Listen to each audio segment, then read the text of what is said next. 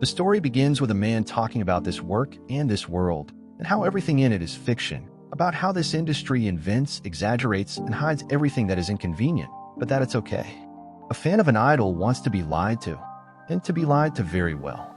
Elsewhere, watching that same show on a tube TV, is a passionate fan of the 16-year-old prodigy idol, holding a little light in his hand. But while he is making his nerdy speech, a nurse enters the room, turns on the light, and asks why he is watching a DVD in a patient's room. She says it's all very weird, but he, doing something cool, says that seeing something beautiful is good for one's health.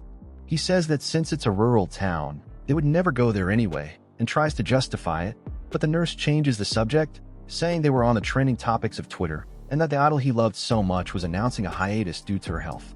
He becomes completely sad about it, and the nurse, like any normal human, looks at him with a pitying expression and says that she is only 16 years old. He is called a Recap-Kun. He tells her that all of it had a reason, and that a patient during his residency at that same hospital changed his life by introducing her to him.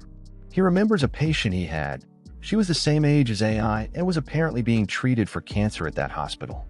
She was a super fan of AI and said that if she were reborn, she would be like her. But the doctor says that is just nonsense and tells her to forget that dream. However, she asks if he had never thought of becoming the child of an idol, to be born beautiful and with connections from the start. He apparently does not have that dream and tells the girl she doesn't need to change because she was a legend in her own way, and that if she wanted to become an idol after being discharged, he would be her #1 fan. Overjoyed, she proposes to him, but that is kind of wrong. He refuses, saying he would reconsider when she turned 16, but she knew her physical condition and was saddened by those words. Returning to reality, he says she died at 12 years old from astrocytoma, and that if she were alive, she would be 16, just like AI. He says that at some point he mixed the two up in his head and now wants to see what the future holds for AI's dreams. But the nurse still calls him a Recap-Kun and asks if he isn't using her as an escape for his desires. When he returns to a consultation in the gynecological ward, it is a case of a 16-year-old girl who is clearly pregnant and let things go too far. The doctor asks the man with her if he is the father, but he says he is merely the legal guardian and that the girl had grown up in a children's home. The doctor himself connects the story to another he had seen and heard, and the man with the purple hair asks if the swelling the size of a watermelon on her belly was constipation, but the doctor says if it were that, she would already be dead. When the man doesn't remove his hat, we understand everything. It was AI, and the doctor is shocked, leaving the room using excuses. He is in shock that his favorite idol is pregnant and peeks into the room again when the man with AI asks her who the father of the child is. But AI, while acting cute, says it is their secret. The doctor continues to accompany her with the exams and reveals to them that AI is 20 weeks pregnant with twins. Her agent asks if she really wanted to have these children, seeing it could end her career and his agency, but she asks the doctor what he thought about her having them.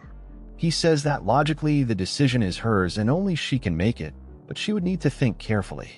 Sometime later, on the rooftop, he thinks he will continue to love his favorite idol, even if she has someone, but he wouldn't be able to see how far her career would go. Then AI arrives on the rooftop. They begin to talk, and the doctor ends up revealing to her that he knew her identity and asks if she would really continue to be an idol, even with the children.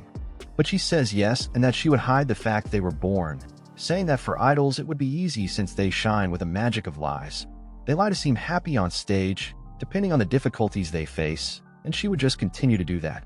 But she wants to experience the part of real happiness. She never had a family and wants to be happy with her 2 sons this time. The doctor is moved by her dream. He will deliver her babies successfully so that her dreams come true. So she doesn't stop being an idol, and he doesn't stop being her fan. He resolves to handle the details of the delivery. He suggests a cesarean to her. Even if it left marks, it would be safer, but AI says she could manage a natural birth, feeling confident. The days pass calmly until the estimated date of birth. That day, the doctor leaves the hospital, saying he lives nearby and would arrive quickly if needed, and that if he didn't make it, someone else could take care of her. But AI insists that he deliver her baby. On the way, he thinks about the fact that his connection with AI is about to end. However, a man calls out, asking about AI and attracting the doctor's attention. He asks the stranger several questions. The man gets scared and runs away. He thinks it could be some stalker of AI and runs after him, but ends up at a cliff, realizing he lost the guy. But the same man appears behind him and pushes him off, leaving the scene of the crime coldly. He wakes up, wondering what happened and saying he had to hurry to deliver AI's baby, but given his condition, his body is almost lifeless while his phone is ringing. He remembers the conversation he had with Serena, his patient, who asked if he wouldn't like to be reborn as the child of an idol. And he said he had never thought about it because it would never happen to him. Then a shadow appears near his body, and when he realizes, he says he was in heaven. He had become the son of AI, who was given the name Aqua. He doesn't understand why this is happening or why he remembers everything, but he is still a doctor and wants to find a reason for it. He remembers that someone else lives with him when he hears the cry of another baby, his twin sister Ruby. He feels envy that her name is more normal than his. Her agent arrives, saying this would be the day I returned to being an idol. She would have a live show that night, and meanwhile, his wife would care for the babies. But AI asks if she could take her children to the studio, though the director obviously refuses and warns that in case of an emergency, she must act as if she is caring for his children. To the couple, Aqua perceives that the couple cares a lot for AI, but she is still careless. He finds her with her nanny. After seeing her fall asleep, he turns on the TV and starts to watch AI's live show, where she almost makes a blunder by talking about her children live. In the studio staff, everyone is doubting the group and more interested in going out with the idols than anything else. But when the show starts, AI steals everyone's breath, even making Aqua admire her. He even gets to the point of wanting to thank the man he killed for the opportunity he gave him. When his sister hears the show on TV and wakes up complaining to him, saying he should have woken her and that they should help each other, he says he tried. He explains to us that his sister was also reincarnated. He discovered this when he caught her responding to haters out loud with her mother's phone and asked if she had also been reincarnated. He said he wanted to realize AI's dream of having healthy children, and she ended up having crazy twins like them. In a filthy room, the man who killed the doctor is freaking out about having had children and saying that she tricked him. Another day, AI offers her breast to Aqua, but he vehemently refuses. With an adult mind, it would be too much. But Ruby latches on and cries, making Aqua jealous. After a squabble between two babies defending themselves, Ruby says she needs her diaper changed and tells Aqua to move away, trying to call the president's wife. Then she starts to complain about what fate had in store for her, saying she should be working with handsome young men instead of caring for babies, and decides to sell the news she was covering up and run away with the money, leaving the twins in a panic. Ruby suggests killing her to end the crisis. Aqua says they are too small for that, but seeing her take a picture of their health record, they are shocked and devise a plan. He sits on the coffee table and starts talking to the woman, saying they are messengers from God. She doesn't believe it immediately, but with Ruby's incredible acting, the woman believes and completely abandons the idea, instead serving them. Sometime later, while covering for his sister, Aqua notes that Ruby has a personality just like Serena's, calling her that but changing the subject when she hears and wakes up. In turn, there is also a nostalgic feeling with Aqua, remembering the doctor who cared for her in her past life. A day later, AI's return to the entertainment world went incredibly well, but this wasn't reflected in their bank account. She was earning little given the size of her company and with all the profit sharing within the group. AI starts to worry about the children's future and how she could provide them with a good education, so she goes to school, leaving the twins with a nanny. While the two begin to talk about the idol's profits, which Ruby thought were gigantic, he then comes up with the idea that they should take turns donating their livers so she could profit. They question the nanny about AI's profits, but she explains that in the entertainment world, a large profit like a group's is difficult, and if she wanted great success, she should create something solo, only as AI. In the training room, her friends notice that AI is unwell and tell her not to overdo it and make it worse. When she looks at her phone, people are talking about her smile and how it is artificial, saying they can't like her for that, hitting right on her weak point. While they are worried, they force the nanny to take them to a show of AIs. At the show, AI is completely lost in thought, bothered by what they say about her fake expressions, but everything changes when she sees her children in the stands acting like passionate otakus, doing choreography. She then gives the most beautiful smile she has ever managed, receiving great online criticism after that, and on top of it, having her babies go viral. After a year, they are already walking and talking normally without raising suspicions, even taking advantage of their mother's innocence. As time passes, AI gets various different jobs like modeling, participating in a radio show, and now starring in a series. The twins insist on going with her this time but need to be careful not to call AI mom. When they arrive on set, the scary director comes to talk to AI and notices the twins, causing fear in all four of them, but everything ends well. The actresses love the twins and play with them until Aqua leaves the room and encounters the director, who says that if they cause trouble, they will be taken out. But Aqua starts sweet-talking him, apologizing and promising not to do it. The director becomes interested in his talent and says he wants to put him in a production, but Aqua tells him to prioritize his mother. However, the director doesn't seem very excited about that. He talks about the types of stars and the competition between them, and the fact that if those there don't do well for being newcomers, no one expects much from them, and they could easily be replaced by the next wave. Aqua says that if that's the case, AI could survive in that world for being a top idol, but the director says it's not quite like that, and the filming begins. Watching her act, he says it's nothing special, but she captures the audience's attention. AI comments that in a clip, you need to look good from all angles, but there you only need to look good for the camera, surprising the director with that. In the days after, when they go to analyze the series episode, they notice that AI's screen time is much less than what was filmed, and that many of her scenes were cut. Aqua gets very angry and calls the director, then finds out they reduced her screen time because she looked too beautiful. The main character's agency sold her as adorable, and it would be bad for her if AI stole her spotlight with her beauty, so the order came from above, and the director complied by cutting AI scenes. But he makes a proposal to Aqua. On the condition of giving AI another chance, he wants both of them to participate in a movie. On the film set, he explains the conditions to Aqua and asks him to do well. But with the arrival of his nanny, who explains the situation with his agency, Aqua tells the director that his sister acts even better than him, but the director is interested in having him in his film and doesn't care. So he tells his nanny that her affection for him is caused by Aqua's behavior as a director, with no frills and no embellishments. Sometime later, while Ruby was freaking out, wanting her mother, a girl who would act with them appears to give them a lecture.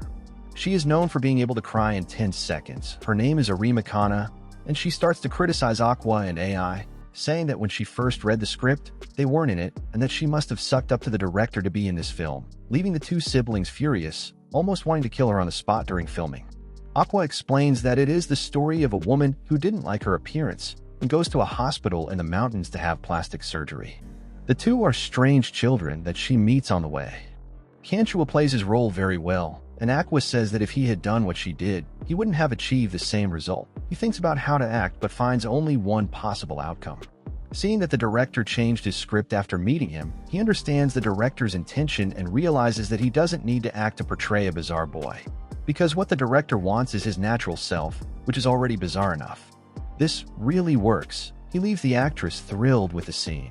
Kana, for her part, doesn't like the scene or his acting and asks to film it again. In fact, she thinks her own performance wasn't as good as Aqua's. After this, the director comments to Aqua about Kana and about the fact that she must work on her emotional state so that she doesn't have a tragic end to her career, and he also praises Aqua, who says he just acted naturally.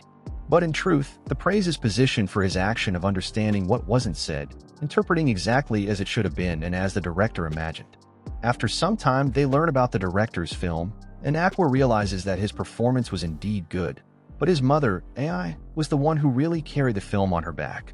After that, she got several other jobs, and then they enter a kindergarten. A pretentious conversation starts with the question of how old Ruby was before she was reborn, but she, thinking that if he were older, he would feel superior, refuses to tell him and decides to drop it, since she doesn't want to think about her past life, though she is still bothered by the fact that her body was never found. It's no use. In the daycare group, they would have to do a dance, and she finds it absurd and refuses to participate. He goes after her and asks why. When she says she has never danced and in fact has never done any physical exercise, she remembers her days of suffering in the hospital. When Aqua says that is in the past, he encourages her to take the next step in this life. He then decides to rehearse, but originally when his mother appears, she offers to help her.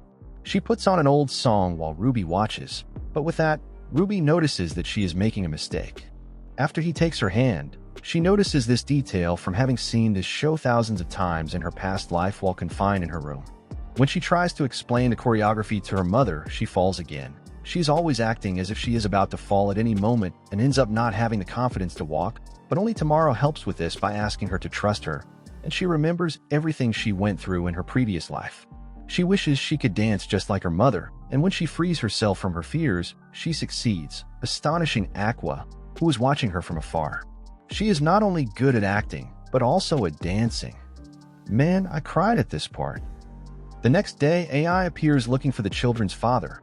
After hearing them talking about him, she contacts him just to tell him about them and ends up giving him her address. Sometime after everything was going well, AI had reached the mark of 1 million followers and was set to do a show in a stadium. The great dream of being an idol was being realized. By chance, her agent asks her not to get into any scandals or try to find their father, but she lies. He explains that he always says what is necessary and that he had never loved anyone. She remembers the time her agent tried to hire her and he explained his history of abuse in which his mother was arrested and he went to a temporary home. But when his mother got out, she never went to get him. He still says that that place was better than being beaten by his mother. AI wanted to become an idol anyway because she thought they were bright beings who just smile and make people smile, the opposite of her, a liar who hates people. But the agent says it was okay for her to lie. She would lie, and the fans would want her to lie. And by lying so much about loving someone, one day she would end up loving for real. So she agrees to become an idol, hoping to one day love someone, but she never managed to, even with her children. She never managed to tell them she loved them because she was afraid they would find out it was a lie. But this time, she would lie again. The next day, someone rings the doorbell, and she goes to answer, thinking it is her agent.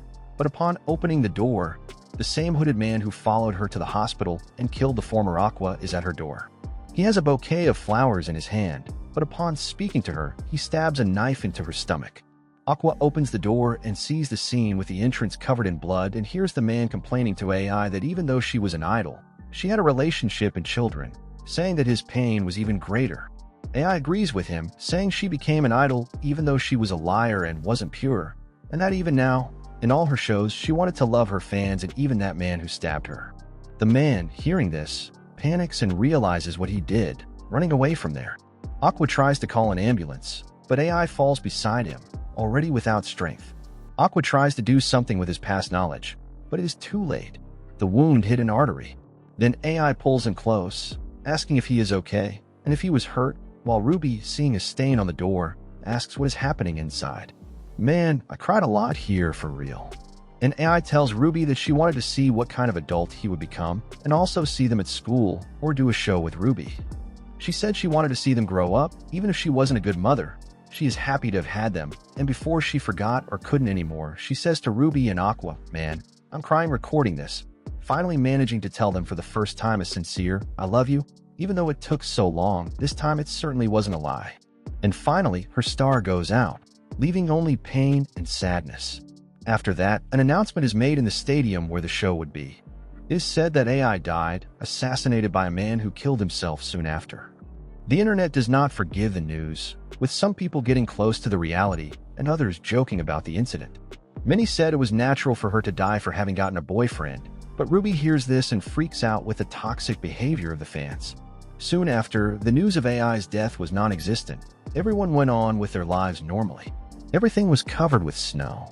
They were taken in by the director's couple. His wife decided to treat them as her own children and care for them. Sometime later, Ruby thinks of becoming an idol, but Aqua says it is a bad path and that she would go through everything her mother went through. But he, who had already died once, lost his reason to live.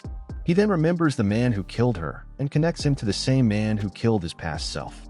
He was a student without skills or connections but managed to find AI's hospital and her new home. He thinks about the possible causes that led him to know everything and excludes almost everyone his mother had connections with, leaving only her father, who probably wanted her dead for being part of the entertainment world. And Aqua vows not to die until he kills him with his own hands. He goes to the director, who was at the funeral. The director tries to be sensitive with him, but Aqua goes straight to the point, asking him to raise him, leaving the director shocked. After years, now teenagers, they are going to school where Aqua will plot his revenge, and a certain large-scale selection of idols across Japan seems fixated on the number of candidates. It is enormous. 136,114 people are competing and passing the first screening. Ruby is making her application. She writes a rather simple text about her love for idols and ends up passing. Out of 136,000 people, only 1,288 passed, an incredible mark of 1 in 105 candidates. The second phase will be an interview held in 8 locations across the country, and Ruby does it very excited with a promising presentation. It is expected that 1 in 12 participants will pass. Ruby is with her friends talking about how long she had to wait to apply since the last time, and that now she is sure she will pass. Her friends encourage her, talking about her dance and acting, but her singing? But Ruby has enough appeal to win this, and she wants to believe that one day she will be a top idol like her mother. Returning home, she thinks, I can manage, about the secrets she keeps and cannot tell anyone else, that she is in truth the daughter of the legendary idol Hoshino AI, killed by a fanatical stalker 10 years ago. The other secret is the fact that she has memories of her past life where she had health problems her whole life and lived inside a hospital. She still dreams of the few years she spent with her mother, who was her favorite idol in her past life, and that's why she wishes to be a top-tier idol this time.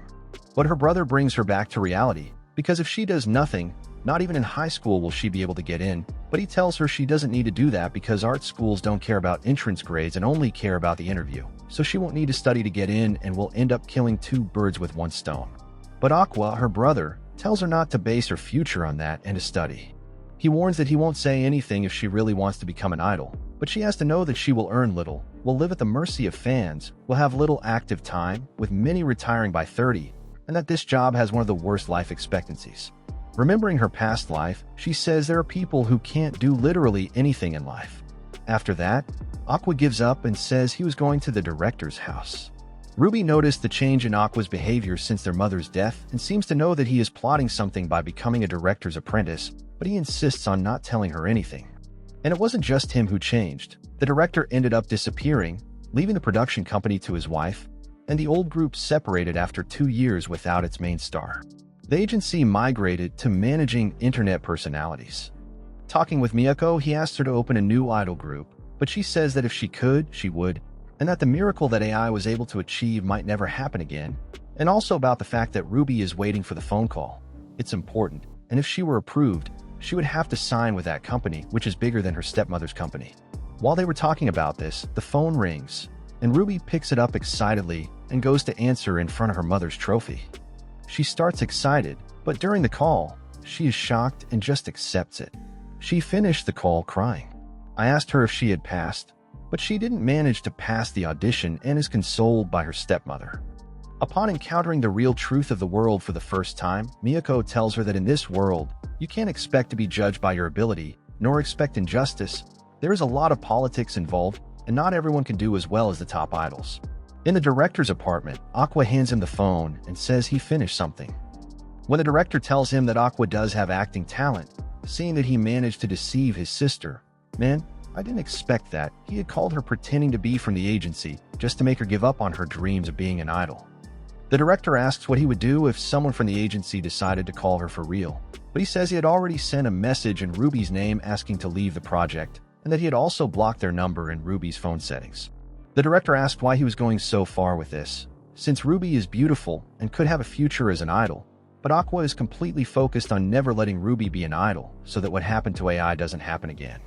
But things don't go so well when Ruby is stopped on the street and scouted by a small idol agency, leaving Miyako and Aqua very surprised. But Ruby continues to be careless, not looking at contracts, and agrees to see a show of theirs before asking anything. Their faces here got me a bit. After that, Miyako talks about wanting Ruby to follow her dreams, but that Aqua can't raise Ruby as his own daughter and crush her dreams, and she can't deny that she is looking more and more like AI and has talent for it. However, Aqua continues with his plans in mind and takes a card from the company, leaving there. On the street, he stops a young girl and pretends to be a manager from Strawberry Productions and convinces her to go there to meet him, to get back at this girl for being from the producer that wants to hire Ruby, and thus find out what kind of place that agency is. And then, with a small suggestion that she has a better offer than her current one at that place, she reveals all the dirty secrets. She earns little and gets paid per photos taken, an amount that doesn't even reach 100,000 yen a month, and also talks about the absurdities of the team, a girl being favored because she is dating the manager and who also scams fans by pretending to be in love with him. And in the end, it turns out he doesn't want to let Ruby join a problematic group like that. Miyako says that not everything that girls said can be taken seriously, but that it is not uncommon for managers to get mixed up in their love for idols and turn their production companies into a harem. She says she would never let Ruby work in an agency like that, and that if necessary, she would hire a detective or defame them on the internet. Sometime later, Ruby is all dressed up and excited for her presentation, And Aqua is still apprehensive and talks to her about all the drawbacks again and emphasizes the fact about stalkers. But Ruby remains decided. She still wants to be an idol anyway and wants to become like her mother. Hearing this, Miyako tells her not to join that group, but to join another producer, because in a decade they would be opening new auditions for idols once again. After some time, my agency warms up to Ruby and signs with her. She is now an artist with a production company. After that, Aqua goes to the director's house again, where they talk about his apprenticeship work in editing. Since he still can't work legally, he is acting in this manner and tells the director to hire Ruby, saying that was the best choice because it's better to be with family than with an agency who knows where. The director states that the family would have 2 artists, but Aqua stands his ground, saying he would prefer to be behind the scenes and that he had no desire to act, even though he is applying to the performing arts school that his sister is also attending.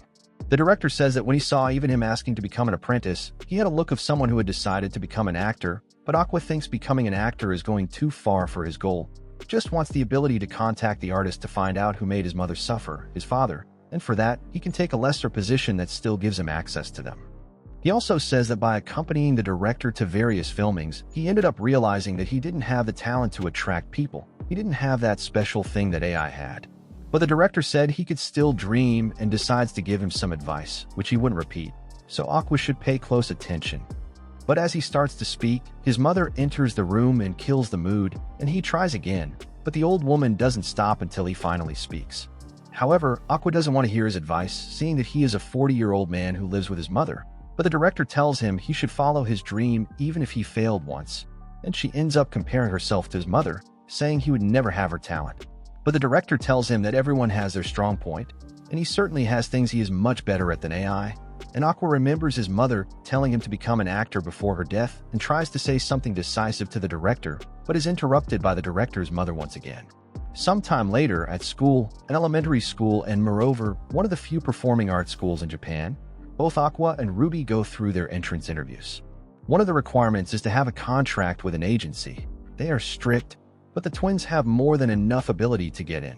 While talking in a hallway about Aqua's weird name, a red-haired girl passes by and recognizes him, shouting at him. Aqua doesn't remember the girl, but Ruby does. She remembers her as the child actress who licked baking soda, but she says she is the one who cries in 10 seconds, Kana, who acted with him when they were young. She is quite relieved to see him there. She had thought he would have given up, but the thing for her is that she wouldn't be going to the performing arts classes, but rather the general education classes, surprising Kana.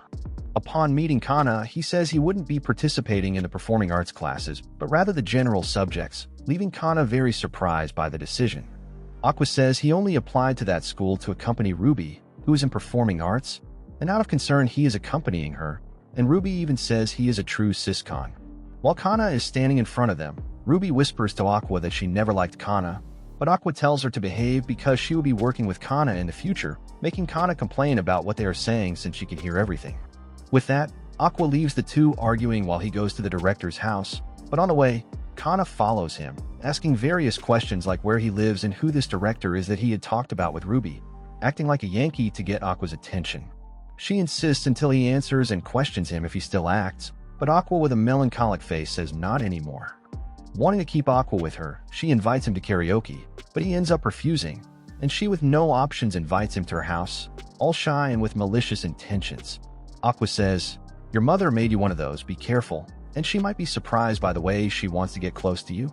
But Kana says she is still a celebrity and couldn't go to a common cafe in the middle of the day, and says that places with private rooms still aren't open during the day.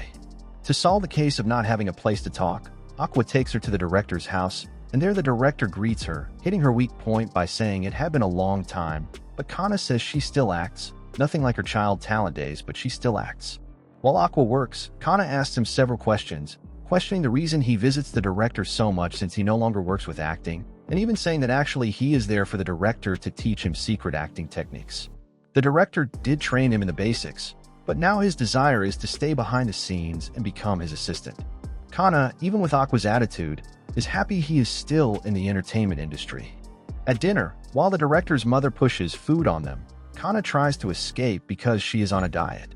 Kana tells the director she would never have imagined that he, a famous director, would be parasitizing at his parents' house at that age. However, she also says that must be nice. Since her parents retired to live in the countryside, She has been living alone in a dormitory, and everything she eats is delivery food. She also talks with the director about older recordings of Aqua and her desire to see them, but the director vehemently shows the recordings to her, saying that was a period when he thought he had talent and that had changed. The director tells Kana that if she wanted to see him act again, she would have to convince him herself, and Kana, acting conceited, invites Aqua to participate in a film she is cast in, but Aqua immediately refuses until he learns the name of the film, showing sudden interest, and his star even shines. He says that anyone interested in direction who doesn't know this film is a fraud, and Kana takes the opportunity and tries to invite him again, saying she could easily get the role for him because this director named Kabaraji has a crush on her. When Aqua hears that name, he even confirms with Kana if the producer's name would be Masaya Kabaraji, and when Kana confirms, he is shocked and remembers that when AI died, she had left 3 phones behind, and among them one was a business phone and another a personal one. On them, there were only records of communication between group members and agency staff. Even though AI was careless, she was very careful and tried hard to keep her children's secret protected. But the 3rd phone was used before she got pregnant, and because of that, Aqua had difficulty finding a battery to replace the dead one. After managing, he still had double the work to break the password of that old cell phone. With each wrong attempt, he had to wait 30 seconds for a new one, and with that, days, weeks, months, and years passed with him obsessively trying to discover the password. On attempt number 45,510, he finally succeeded. It took him 4 years of attempts to discover the password, and on that phone, he found dozens of emails and numbers of people with connections in show business, and among them was Kabaraji Masaya. Living in his interest, Kana tries again to invite him, praising the male protagonist and attracting him with that narrative, but Aqua doesn't care at all about that and just blurts out that he doesn't want to participate in the film but rather get close to one of the suspects in his mother's death. Kana, seeing him change his mind so quickly, thinks he became interested in the protagonist with the girlish face that she had told him about, and even says, "You think the arc is there?" He, seeing her getting excited, warns her that the situation on the filming set might be a bit chaotic, but even so, Aqua agrees, and she calls the producer, recommending him as an actor she has known since childhood, and because he has a handsome face and because she recommended him so well, the producer ends up accepting her tip. After hanging up, she tells him as his assistant that he hired him just to hire him, and that he would be fine with anyone. Ruby finds out that he will act again and ends up happy because she hadn't forgotten that their mother told them she wanted to see Ruby become an idol and Aqua famous actor, but Aqua thinks to himself that he isn't entering this field because of AI's wish but for his revenge to get close to that producer with whom AI interacted. He wants to get close to him and collect his DNA to know the truth. Ruby also finds out about the drama he will participate in, which is based on a manga, the same one that Collects, which appeared in the last episode as a villain, which fits his personality perfectly. And because it is an online series, he decides to watch the episodes that are already airing, and Kana is doing very well in her role, appearing in the first scene with Colic and soon after acting with the main character, who, by the way, acts very poorly. Much of the original manga material was cut, and several actors have no previous experience. They adapted many volumes into half a season, generating a terrible result. And when Kana hears about Ruby's comments on her acting falling a lot, she defends herself, saying she can't give her all in that film. That is a series for a young female audience, and because of that, she couldn't give her all in acting in that medium. She wants to strive more and act for real, but with those amateur actors whose only saving grace as a group is their faces, she can't do that yet. She asks him who would want to strive to act poorly in that situation. Aqua asks if she was willing to lower her popularity as an actress by delivering a half-good performance there, but she tells him about the author's visit to the set and about how she had been disappointed with all that, and also talks about the ability to communicate being the most important part of an actor because when she was younger, she worried about acting as well as possible and didn't care about how she treated people. But this time, she will strive to meet the director's expectations. Without leaning toward doing what she wants, she learned to deal with the public and grew as a person, and she informs Aqua about the studio's messy schedule, where he will have to skip the reading part and go straight to rehearsal, and after filming, they don't have much time, and the episode will have to be delivered soon. Aqua talks with her about the fact that this is recurring in her career, seeing the film he acted in with Kana, and besides, he even made fun of her in the past. She complained about him being slotted into a production out of nowhere, but this time she is doing that with him. When she finishes, she tells him that he is the only one she can count on, and that this time she understands the director, because he is the only one who can put on a good show with her. At home, Aqua looks at the script and prepares, realizing that despite the terrible actors, the production team is excellent and moreover, was capable of making this show with amateurs watchable, and he begins to feel hope with his challenge.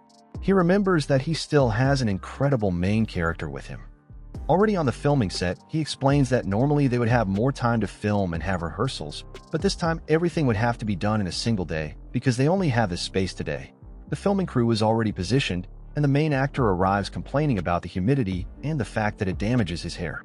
With that, Kana tries to introduce Aqua to him, but the main actor just ignores Aqua's greeting and goes on his way. His name is Melt, and because he is a little star, he cultivates this terrible personality.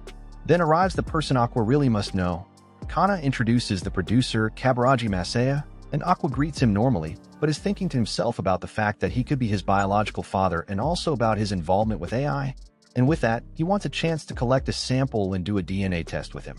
Kana says he is one of the biggest authorities on the set, that a large part of the actors came because of him, and that's why she wanted Aqua to meet him. The rehearsal begins. Aqua explains that he will play a stalker who follows the female protagonist, a true irony, especially for him, who went through that with his mother being stalked and stabbed by a stalker. Upon starting the enactment, Aqua immerses himself in the character and ends up giving a great performance, and Kana questions him about wanting to work behind the scenes even though he has so much talent for it. But Aqua says that this is a role anyone could do as long as they practiced, and Kana had been impressed in the past with his acting and the attitude he presented, given the disparity in his bodily and mental age, but now that his age has caught up with his mind, he is no longer any kind of prodigy. Kana says she had such expectations, but even so, Aqua acted well, emphasizing details that only longtime actors would notice. She says this job is very important for her because she was going to be without acting for a long time, and people on the net treated her as if her career were over. But even so, she continues to rehearse non-stop, even with the idea of retiring passing through her head, and that she had been happy that he hadn't given up because in that dark world she liked to know that there was still someone fighting with her. While Paula is finishing up, Aqua notes that the camera was useful and easy to handle, and that its ability to endear anyone was very useful. He also talks about her performance having been cheapened after, in her agency, being easy to use her name to leverage the project, but he finds it a pain to deal with her demands for a good performance, especially in a frivolous show like this. Hearing this, he gets irritated on behalf of Kana, who believes she was being recognized by this rotten world. Aqua manages to get a cigarette but that the producer used, and his objective was complete, but he is still not satisfied since, as he was already there, he now wants to deliver something decent. Returning to the set, Aqua begins to observe everything around him and could use anything for his purpose of a good scene. Light, camera, the warehouse drip that was subtly avoided to ensure a good show. He plans to use every minimal thing at his disposal, and for this, he will run through and plan the same scene countless times in his head while the rain intensifies even more. The filming begins.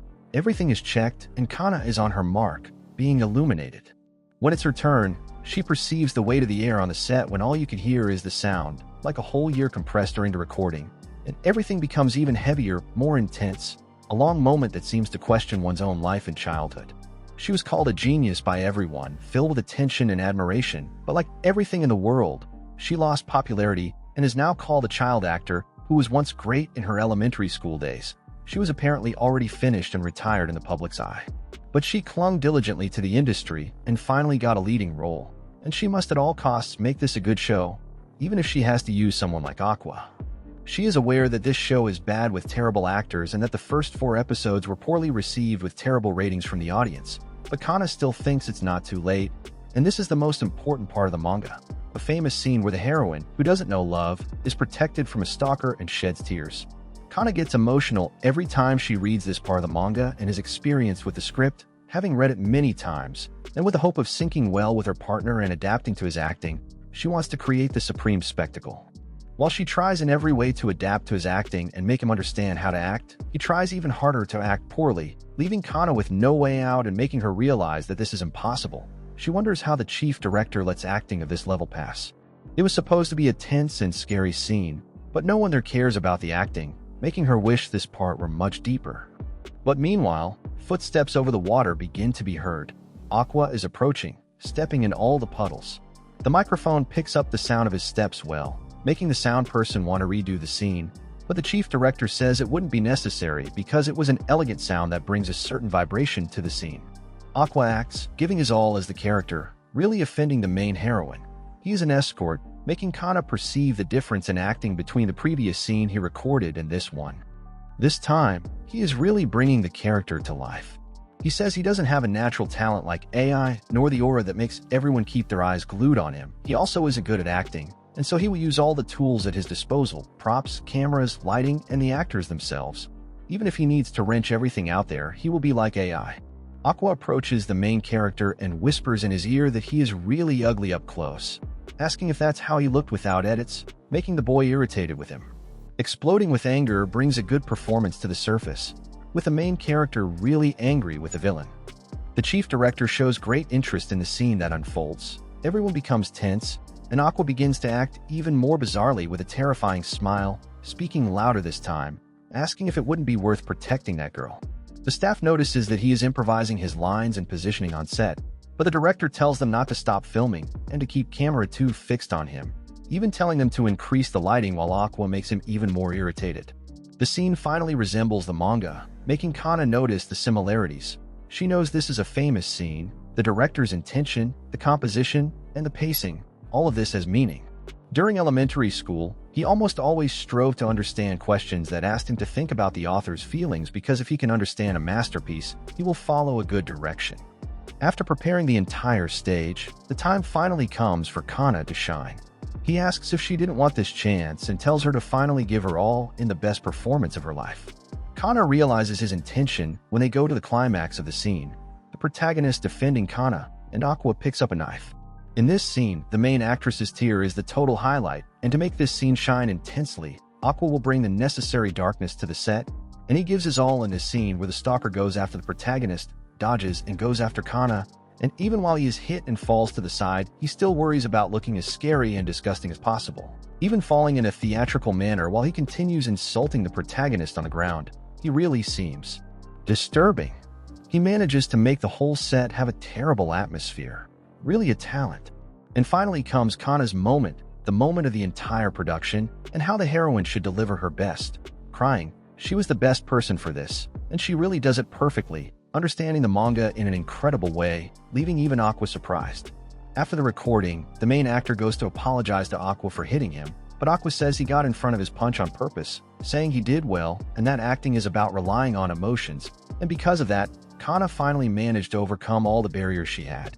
The staff notices the mess Aqua made with his script and says they would have to redo several parts to make it similar to the work, but the director says it's fine, and since he is working with young people, he had taken that into consideration, thinking it would be a good scene and that Kana would certainly be happy now. Sitting down resting, Kana is completely distracted, and the director begins to call her to record the last scene. They will record the final scene of the work, the face of the maiden who fell in love with the protagonist. But Kana's face wasn't that of someone who was acting. In the apartment, Miyako, who was sleeping on the floor, says that while her assistant works, she would watch the last episode of her work that aired. Her assistant asks if she isn't angry about what they did with the work and how it was destroyed with bad production, but she says it's fine, adapting the manga that had already ended and had no hope of moving forward. Just seeing her work in motion already makes her happy. She says all manga, when having their work adapted, start without hope. In the beginning, everyone thinks it would be cool, but in the end, they seem discouraged and disappointed because that's how adaptations to other media work. But even so, there she was, crying at the last episode of her series. She is still happy that her work got a TV adaptation. The last episode of the series was very well received by the audience, even if those who continued to watch were born fans and the author herself. The final episode didn't go viral, but it was enough to receive passionate comments in otaku circles. At the restaurant to celebrate the end of the work, Aqua and Kana are together talking about the participants and about their duty to stay away from any scandal when she subtly uses this subject to ask if Aqua isn't dating. And when he says no and that there wouldn't be any kind of scandal or dirt on him, she demonstrates a very happy face with the news. At that, the manga's author comes to greet them. She is shy to talk to her, but the author says that in her opinion, Kana's acting carried the show, thanking her and leaving Kana completely emotional. While the two talk, the producer arrives to talk with Aqua. He is praising him for his performance in the work, but Aqua is only thinking about the cigarette butts he took to be tested, and through them, it was discovered that they were not blood relatives. The director asks him about his producer, Strawberry, and talks about the resemblance between Aqua and AI. He says he knew because he had often seen her up close, opening a gap for Aqua to ask about his involvement with AI. Pretending to be a fan of hers, he met her as they worked together in a fashion magazine. He sent jobs and took care of her in various ways and even helped when she was meeting with a guy without her agency's knowledge. Aqua, hearing about this man, asks the director who this guy was that AI was meeting. The director asks if he wants to know gossip about her now, after she has died, and says he wants something in return for this information. Aqua has a beautiful face very similar to AI's, and so he asks if he isn't interested in a dating reality show. The next morning, leaving for school, he says goodbye to his mother, and they leave for the first day at the new school, being received by Kana, who introduces them to almost the entire school, which is basically full of artists. Ruby is still nervous, but that is far from a film studio. It is a training institute, and she should just stay calm. Entering her classroom, everyone there is extremely beautiful compared to her secondary school. The list is on another level. Thinking that with AI's genes she wouldn't be looked down on for appearance, she sits next to a beautiful girl, making Ruby notice her bust quite a bit, comparing it with her own. The girl strikes up a conversation with her, apologizing for looking so much and asking if she would be a model. Her name is Minami Kotobuki. Ruby, with no delicacy at all, starts searching for her name on Google and even finds out her bra size. And already being friends, she takes her to meet her brother, who is teased by Ruby for not having made any friends on this first day of school. Ruby asks Minami to become friends with Aqua, but he tells her to worry about herself. But she is in a special environment. She is familiar with it, and Minami agrees with this when she thinks that everyone there is a professional. Aqua tells them to be unworried about the students because, from what he saw, none of them are recognized in big media. Ruby says that yes, there is someone incredible with them, and remembering earlier, a girl with green hair and green eyes interrupted the class for arriving late because she was live on TV. Her name is Frill Shiranui, a famous actress, and Ruby shows herself to be a fan of her, just like Minami. She is a multi-talented actress who sings, dances, and acts. She is the first person you think of when you talk about beautiful girls. Aqua talks about this passion that Ruby has for her and doesn't show himself very excited because his favorite always was and always will be AI. While talking, Frill appears in the courtyard while Ruby acts like a fan. After approaching, she speaks with her, saying that her sister is a classmate and that they should get along. She remembers Aqua and the project he appeared in, just as she also remembers Minami appearing on the cover of a magazine. And when she asks Ruby what she does, Ruby ends up saying that she does nothing currently, having to endure, telling her to try harder. At home, she starts crying for her stepmother to quickly make her an idol. But things aren't that easy. They are in an omission process, looking for pretty and talented girls for the group they will form.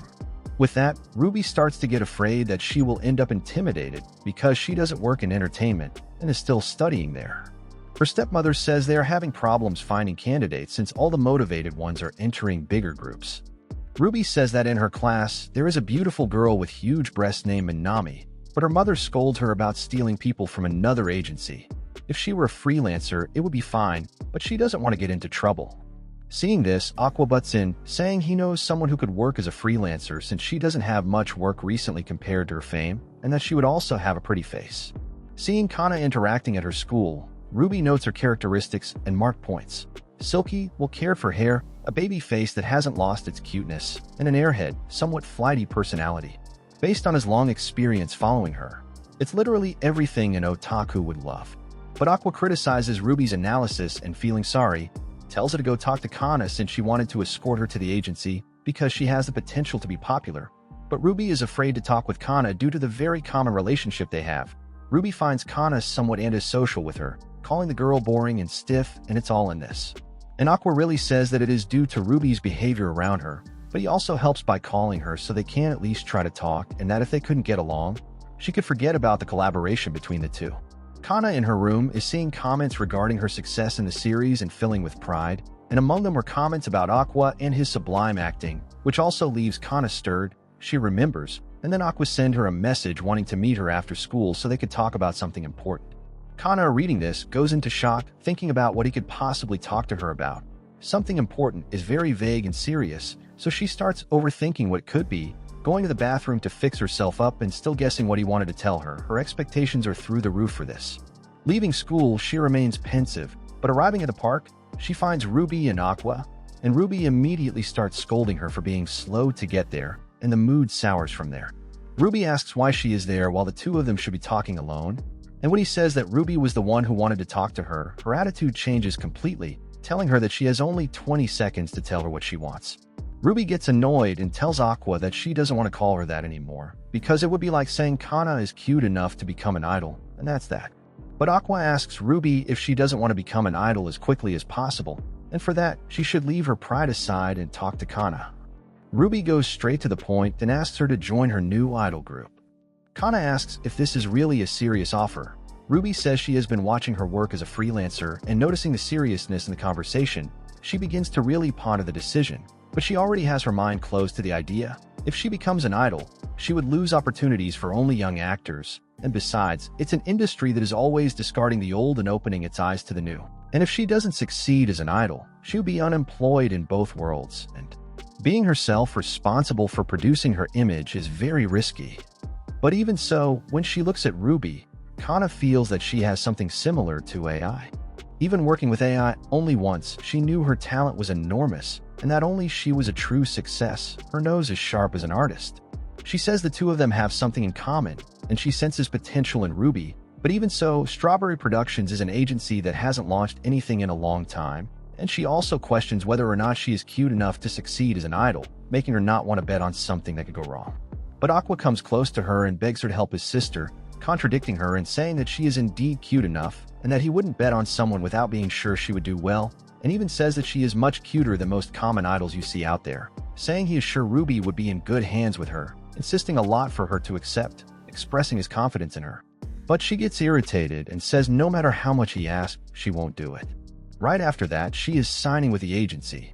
She knows it's a bad idea, but she ended up yielding to the pressure. Her stepmother is shocked that Aqua managed to drag Kana with them and asks how he did it. But he just says that she is like an open book, and because she is empathetic and weak against aggressive requests, he thought that if he begged with tears in his eyes or twisted her arm, it would be effective, and it really was. His mother tells Aqua to be careful because one day that could come back to him. But the crazy one feels he did nothing wrong. It wasn't as if he was lying. Meanwhile, Kana tries to convince herself that being there will help her get rid of the title of ex-child genius actress, and also says it will be good for her to be close to Aqua and able to work on his next projects. But when she asks Ruby what his next projects would be, she discovers that Aqua is cast in a dating reality show. In the introduction to the season, the participants are presented, among them Yuki, a first-year high school model with a bovine vibe, Akane, a second-year high school actress whom Kana seems to know, a famous influencer known for being very cute, Morimoto Kengo, a participant from a band who is in his third year of high school. And the whole event deals with high school participants getting to know each other better during a weekend event. And in the end, they end up pairing up among them. Yes, those are the show's words. And since it's a show by the director Kana usually works with, it's standard that all of them are above average in beauty. Aqua arrives on the scene to greet the other participants, who were anxious for the last candidate. But while he introduces himself, his vibe is completely self-assured and relaxed, a total opposite of his dark self, leaving Kana and Ruby very surprised by his acting.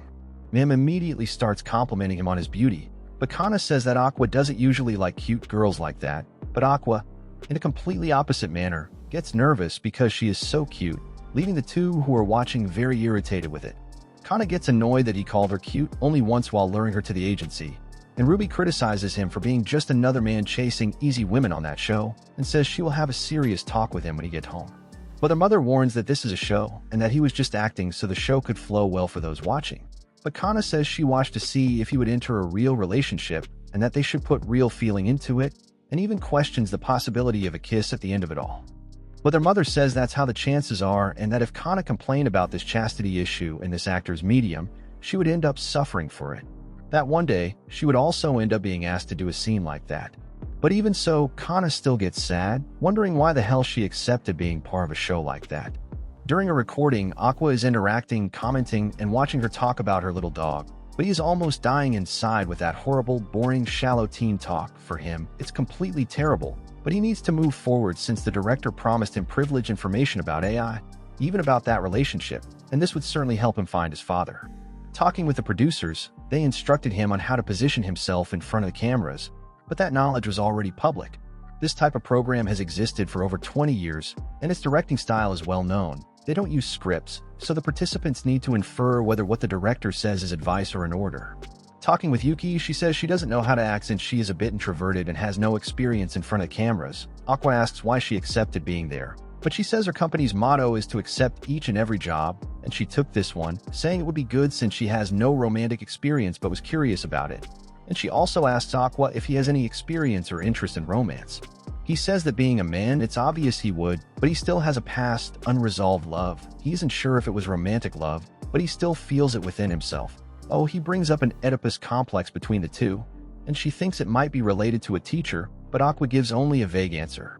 Miam tells him about the protagonist of the last season, who kissed in the grand finale, and whispers in his ear that if it were her, she would do the same, leaving him confused and nervous, but she tells him that the cameraman was behind them and that he could use that clip, and after that, she leaves and tells him they might get along well on the show.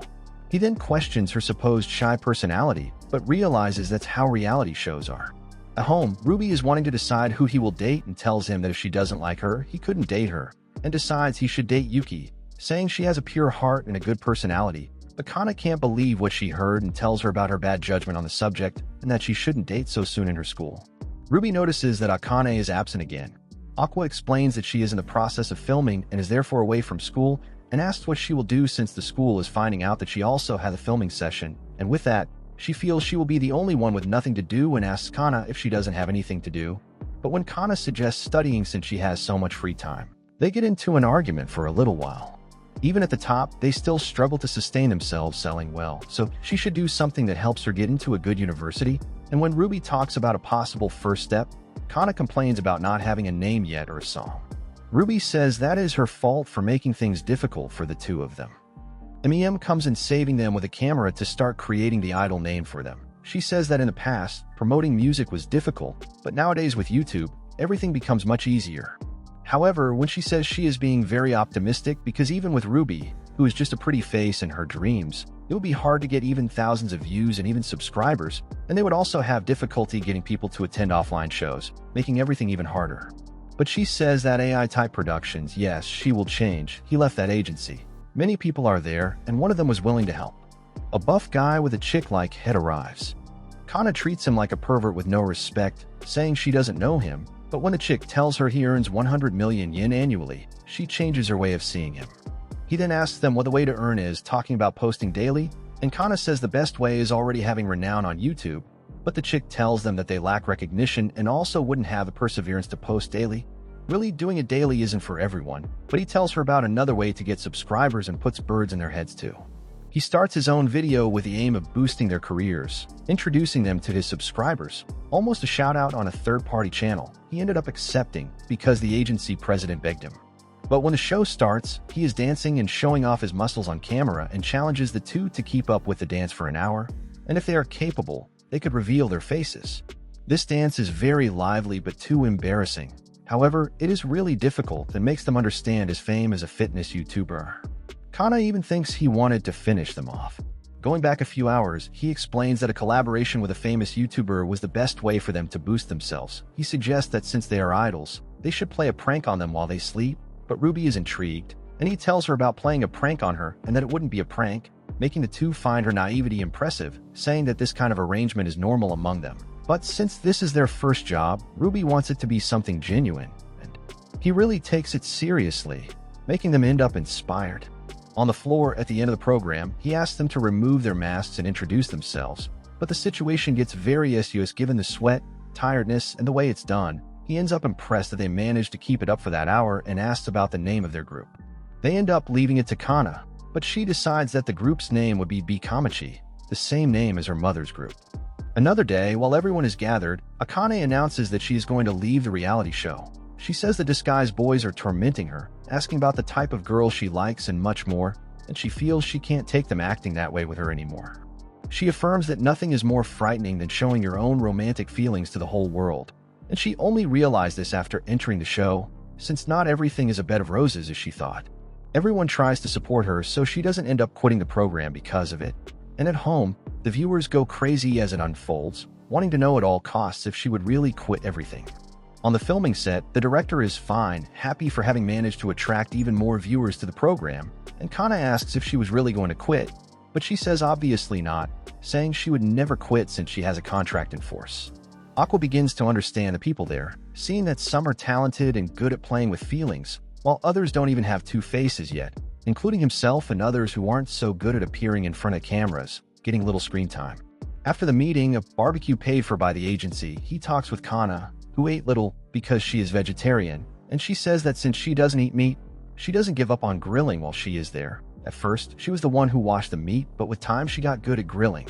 But even so, when someone starts giving tips on how to act on the show, she once again notes everything with paper and pen.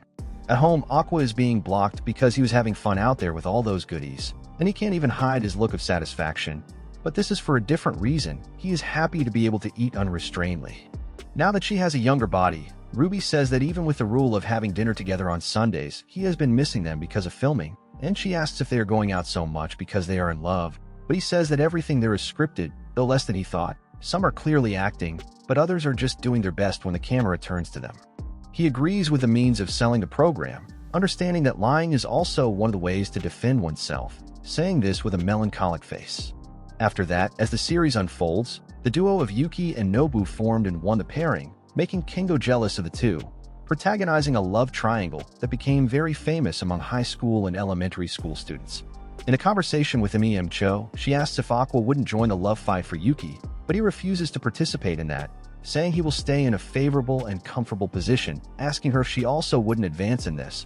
But Cho says she is satisfied being the comforting character of the show, though she also says that could change if Aqua were interested in her, but he denies that too. However, she says her concern isn't even about the two of them, but rather about Kana, who seems always nervous and overwhelmed at her agency. After she finishes her training, she goes to her room where she sees her boss arguing with her agent, who is complaining about her screen time, which added up doesn't even reach 10 minutes, and after hearing this, she feels even more pressured, crying and saying she will give her all.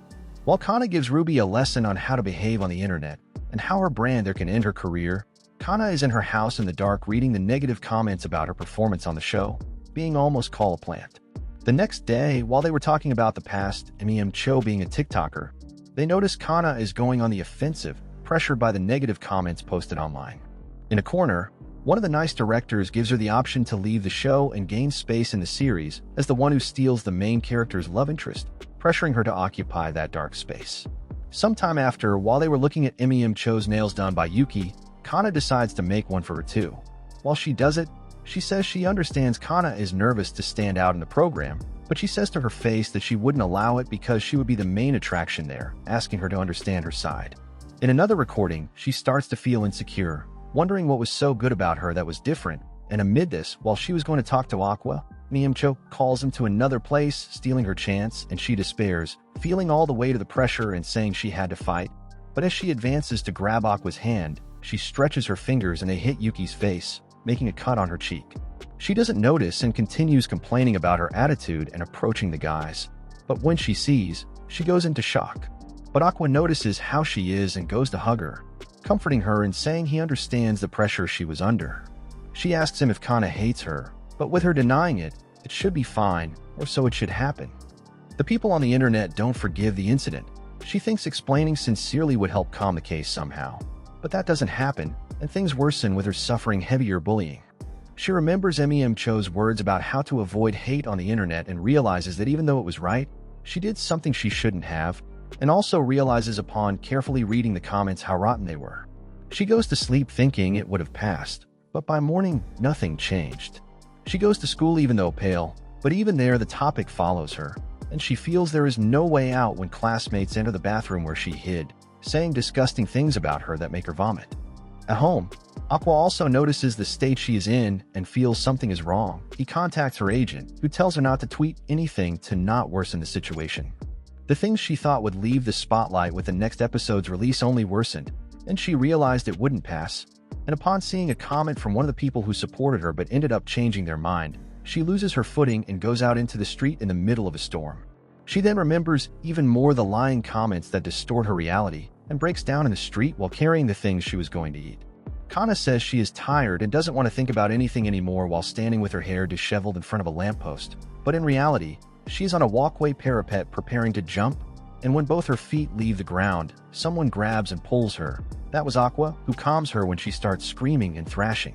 She recognizes him and asks why he is there. He says Cho knew she had gone out in the middle of the typhoon and was searching everywhere, and he in turn traced the route she would take from her house to the convenience store and managed to arrive in time to save her.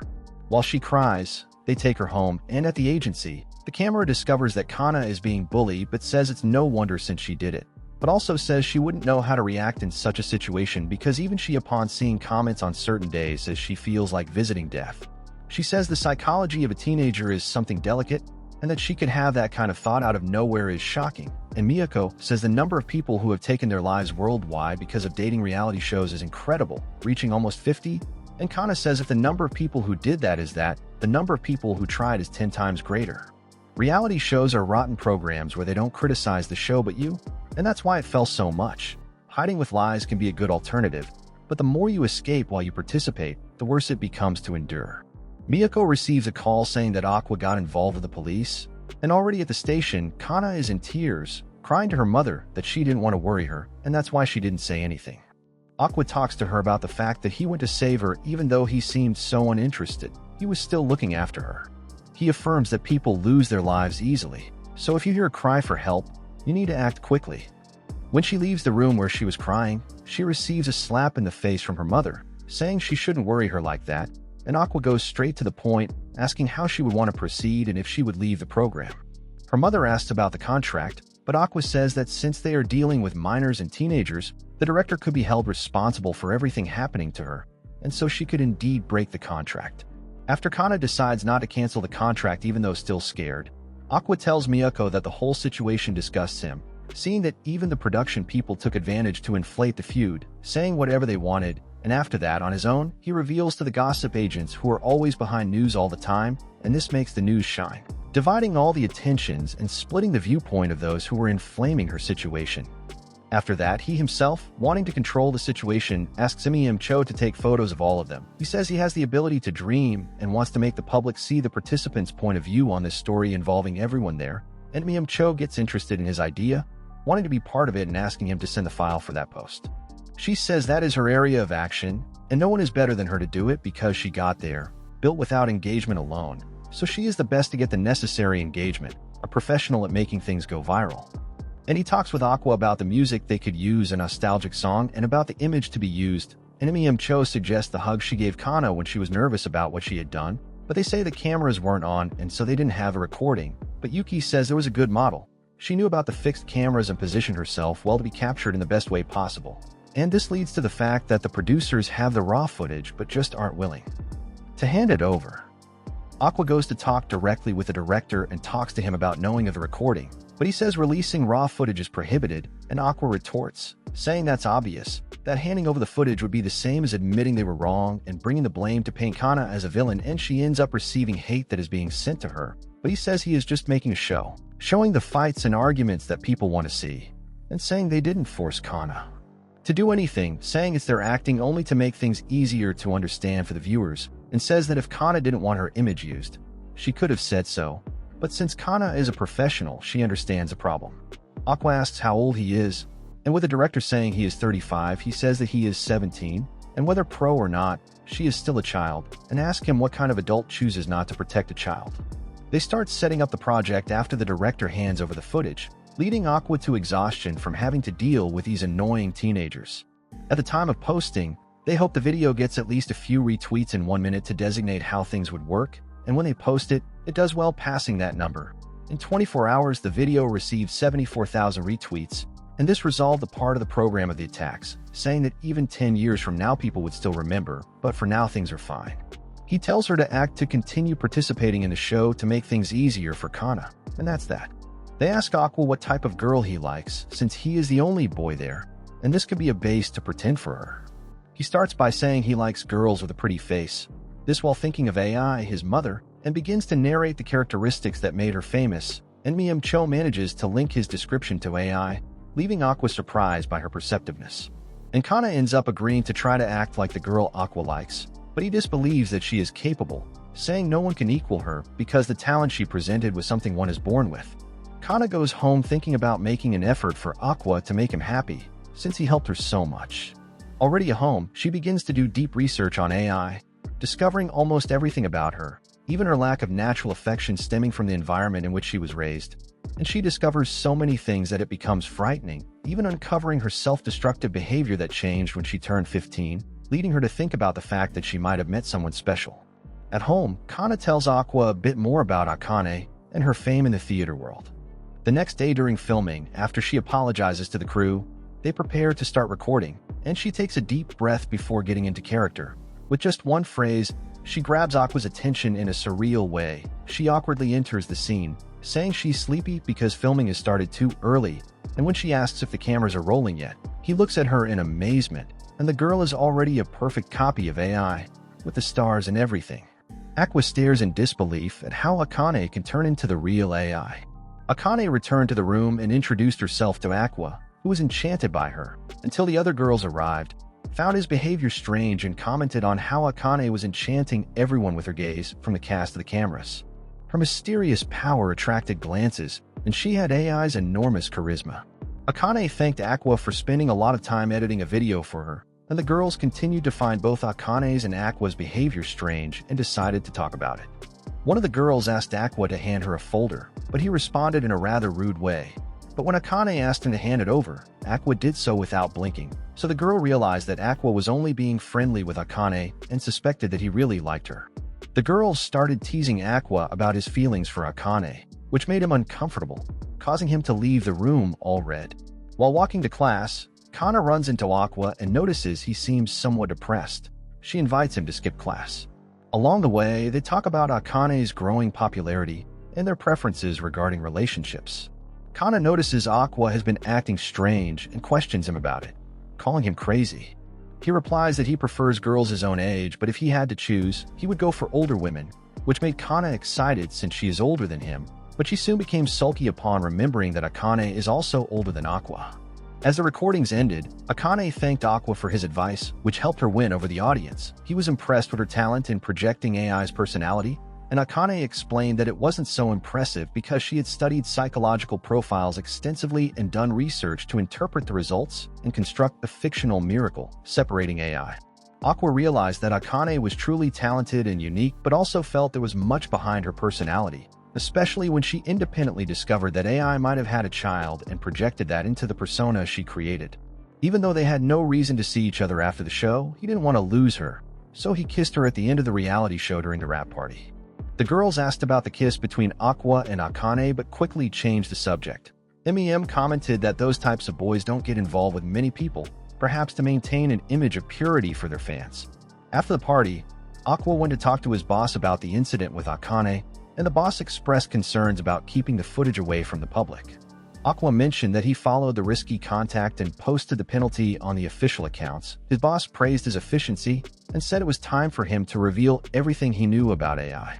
The following week, Akane called him to talk and asked if their relationship was serious or just professional. She wanted a direct answer and felt relieved when Aqua explained that he had no romantic interest in her, but thought she was a very talented actress and was interested in her performance. That was all Kana needed to hear to continue working. After saying goodbye at the party, Aqua leaves with MEM, talking with her until at one point he invites her to join Kamachi. During the hiring process, Miyako was surprised that she showed interest in participating, asking if she was with any agency, and MEM replied that she was involved in a streaming business as a sole proprietor and currently collaborated with an agency called Farm, though she wasn't directly hired by them, being just business partners. In the end, Miyako decided to hire her but first wanted to know MEM's real age since she had noticed something from her bone structure. MEM struggled to say her age but ended up confessing that she was 25. MEM explained her reasons. She had always dreamed of being an idol like her mother, and her mother was a single mother with 2 children. The day her mother got sick and the family needed money, MEM had to abandon her dreams temporarily to work a part-time job and take care of her family. When she could finally return to pursuing her dreams, she was already too old to be considered by companies since they consider people over 22 old for idol jobs, which require being under 20. Thus, she found her path on social media and managed to grow her follower count. At that moment, Ruby approached and confirmed her version of the story. Kana also arrived and, overhearing the conversation, began to cry because she had also been pursued due to her age. Miyam asked Kana to take care of Ruby, but the situation became tense due to the relationship between Aqua and Akane, which left Kana resentful. In another conversation, one of Ruby's classmates asked how she felt seeing her brother's kiss on the recording, and Ruby explained it was a mix of emotions. Then Miyam suddenly arrived and began talking about the program, surprising everyone, but she didn't show much emotion and didn't seem to care about that type of show. With the addition of MEM, They managed to create videos for the channel that seemed really authentic, which earned them 10,000 subscribers. Miyako expressed her desire to release a music video, but still didn't have permission for it. Aqua suggested using old songs to start practicing the dances. Another time, Aqua reached out to Akane, but she resisted due to the memory of the kiss, which hurt him. Subsequently, the conversation with Aqua's boss began. He questioned why Aqua wanted to know so much about AI, and Aqua replied that he was a big fan of hers and wanted to know her better, even though the boss warned him it could be frustrating. The boss explained that he had worked with AI since she was just a country girl and helped when she started working at La La La, ending up falling in love and covering up all her affairs. Meanwhile, the girls were invited to a major Japanese festival. All were excited about the opportunity to perform at such a big event, so they had to decide who would be the center of the group, making the one with the highest score on the channel take the center stage. But MEM rejected the idea because she was afraid to try something new after various frustrating experiences as a child. The girls ended up voting. Akane had been blaming herself a lot lately, and they asked if something had happened. She replied that she was just there to see what kind of girl her brother liked. At karaoke, they discovered that Kana had released several songs, which surprised the girls with the vocal quality she had, so they decided that the center of the group would be Kana since she sings the best. When they turned off the camera, Kana gave them a lecture. They said they had heard some of her clips that she had released and loved them, so after praising her and demonstrating how they sing, Kana ended up accepting the role. Then the president arrived and said she had managed to find someone to help. Kana immediately thought it was Aqua and was disappointed when it turned out to be MEM. Then their training began. Later, MEM talked with Kana, and she discussed her decision to be the center since she still didn't feel capable, and MEM said she thought it was amazing, then began talking about some of her characteristics to show that she knew her, and in the end, they ended up having a conversation about how bad bell peppers are.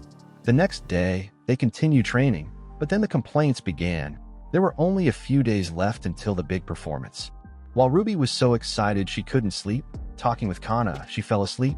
Kana got up and went to the kitchen, going down the stairs artfully, and when she looked into the room, she saw MEM removing her mask, wanting to know what her face looked like, but to her surprise, it wasn't MEM who had removed the mask but Aqua. He had been pretending to be the YouTuber the entire time.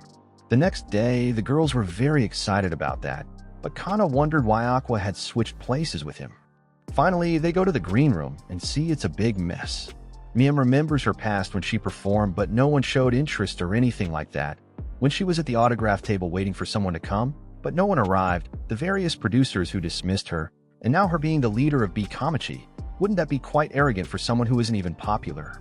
But still, she had no choice. Ruby is nervous about the performance but feels a bit relieved because Kana is also nervous, so she lets it all out and says she was nervous. And it wasn't because of the performance but because of the two of them. Many times she had failed, but she was alone. But if she failed now, she would take two people down with her. So Ruby motivates her by saying that if they fail, they will have fun together. The preparations for the Idol Festival performance begin, and finally, the long-awaited moment arrives. The three girls take the stage to start their performance. At the end of the presentation, MEM begins to reflect, feeling depressed, thinking that only the other two were doing well. She starts thinking that without receiving more praise, she could strive even harder. At that moment, Aqua appears and starts doing his typical silly dance.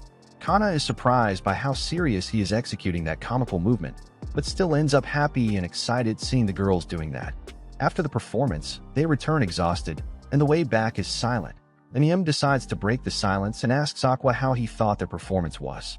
He replies that it was good for a start, but that he wouldn't give high grades initially because they still have room to improve and add incredible elements. The group's president then decided to ask how things were with Akane, and Aqua replied that it was just a professional relationship and that he hadn't seen Kana in days. So MEM decided to tease Aqua, teaching him that Akane would never fall in love with him, and that clearly made her happy to say that to Aqua. Akane also found out that she would work again with Aqua in a studio, and she asked why Aqua had disguised himself as MEM. He replied that it was because she wasn't talking to him, which moved her. Ruby and MEM observe what is happening. Ruby comments that her brother adopted that distorted personality because of all the things he went through, but when he is with Kana, he returns a bit to how he was before. MEM manages to get the rights to a very successful anime, which leads him to do a related presentation on stage. They already have a big budget and an excellent location. They begin to discuss the cast the next day while Akane takes photos to show her fans that they are a couple. She questions if they were called to present Tokyo Blade, which Aqua confirms. and he remembers when his boss talked about the company where AI probably fell in love. Akane mentions that they will play characters who are lovers, and she wonders who will play Toja's partner. At that moment, Kana arrives and says it will be her, giving a lecture to Akane for posting photos that could attract various stalker fans, which creates an air of rivalry between the two. Thus, Akane and Kana indirectly begin a competition where neither wants to lose. The daily training and coexistence of everyone begin. At the end, we hear AI's voice, remembering herself thinking about Ruby's future as an actor and about the kind of adult he would become. Finally, Aqua says that he will find the person who was involved with and ended AI's life.